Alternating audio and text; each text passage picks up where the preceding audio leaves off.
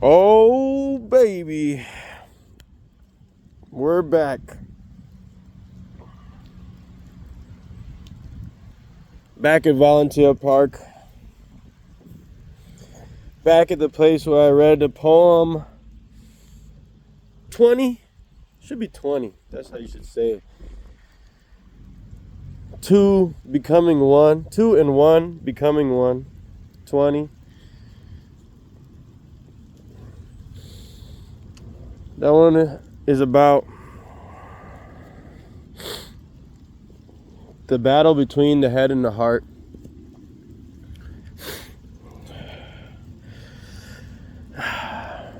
About your lion eyes deceiving and leading with logic.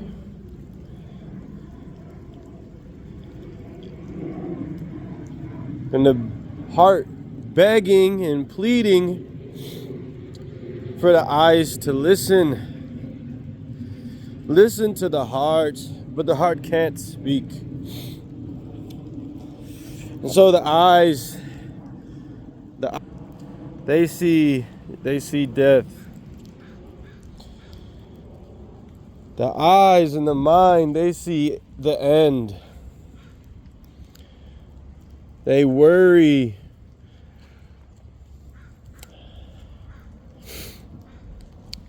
They scramble for survival. The ego, such a buzzword these days.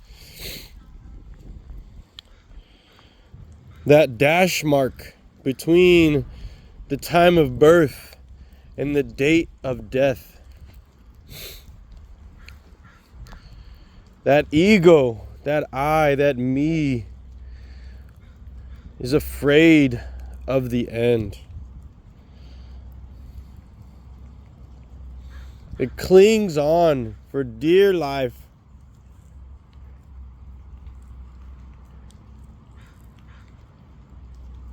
Because life is dear.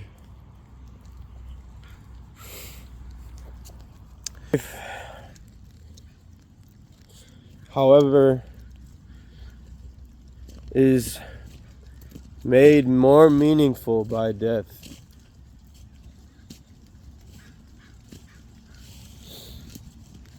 And like many of the things that frighten us, we run from them.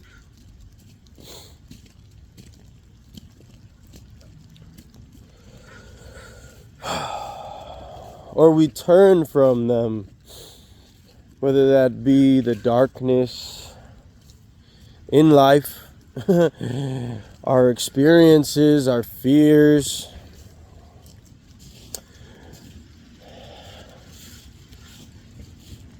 For instance, much of my exploration lately has been in the way of light. Not standing in the way of light, but looking towards the light, focusing on the positives, focusing on what we want, what shine. For instance, I had another video that I was saying not to rain on your sunshine, but shine through your rain. And that just leads and leans towards a valuing of the light more than the dark. And even though I was remarking on the rainbow being the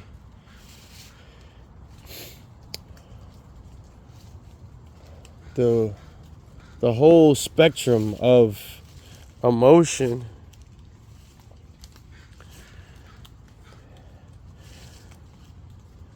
It's light focused.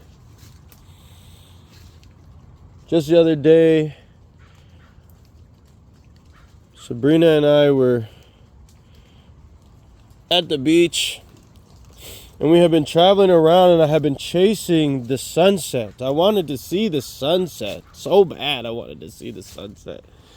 I wanted to see the light. I wanted to see all the variations and the colors. They could have been so beautiful. But in my chasing of the sunset, I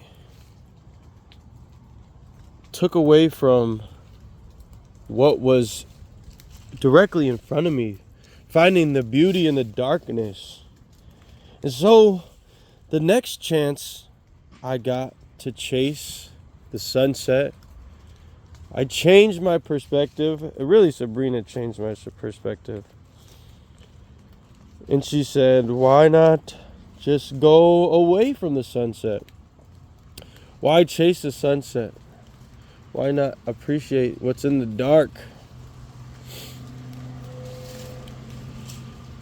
And so, from her guidance, we went towards a place that was not going to see the sunset.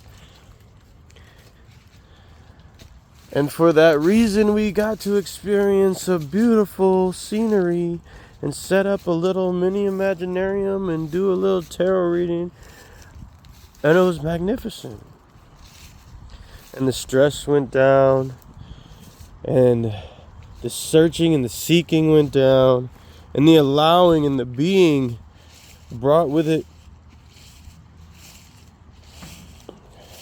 so much sweetness and serenity, so much.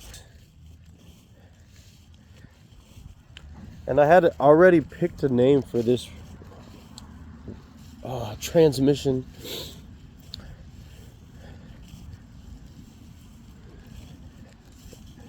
Making a home in the unknown. And that might be what this whole series is really about. Making a home in the unknown. But then the thumbnail for this video will be the beds. Because earlier, if you go back to my other video, there was the magnolia garden. There was the blooming of all of those beautiful flowers. People are taking pictures in front of them.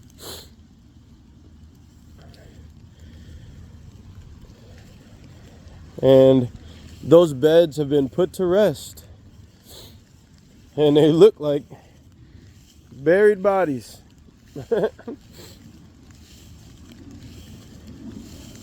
They were cut back and cleaned up and put to bed for those bulbs to rest through the winter.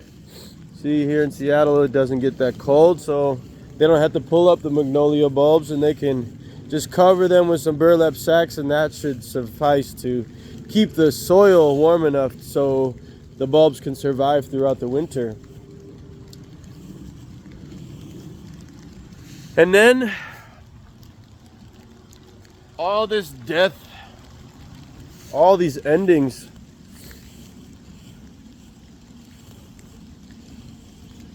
will provide the space and the nutrients for the next season, for the bloom to come again. And so we all do that. We all do that. And over the course of a lifetime, we may die 1,000 deaths. Over the course of a day, we could die several times.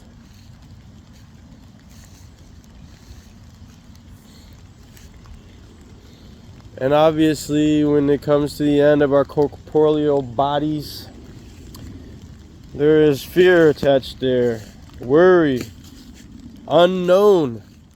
And this is what I love about doing these videos. Because when I get to talking like I'm talking to someone else, even different than if I'm journaling, I'm able to bring together ideas that have been swirling in my head. Because the process of making a home in the unknown prepares our consciousness for returning home. Prepares our consciousness for the end, where we will have to make that transition.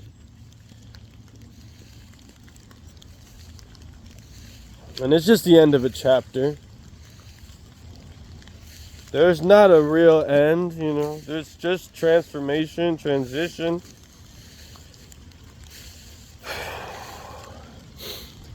And the more our consciousness is ready, prepared by the pouring out of what we think is necessary, what we think we must have, what we think people want from us or want for us, then when the time comes, there'll be nothing left to hold on to. And your soul can more easily transition to the next phase. So in another previous video, I talked about me being an angel of death. It's hard to say. It's hard to believe. I found this Mariners hat on the ground today. And my last name is literally Fisher. I'm not really good at fishing. But apparently, as they say in the Bible, be ye fishers of men. I'm a seeker.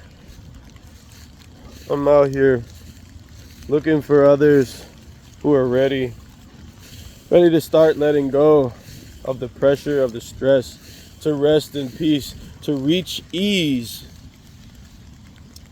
like these trees and the leaves, just letting it go.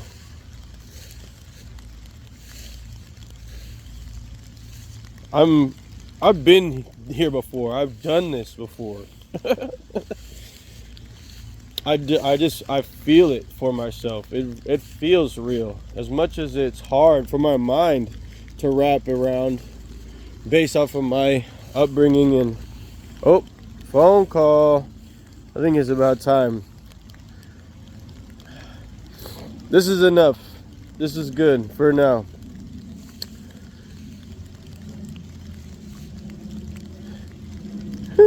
So many things. How do I end this? Oh, making a home in the unknown, because that's the only home we've ever known. And all this experience is just a short jaunt away from yourself in order to return. And so, rest in peace. Be at peace, my friends, in this life, because we're all just pilgrims here, just passing through. None of this is meant to stick to you. It's all for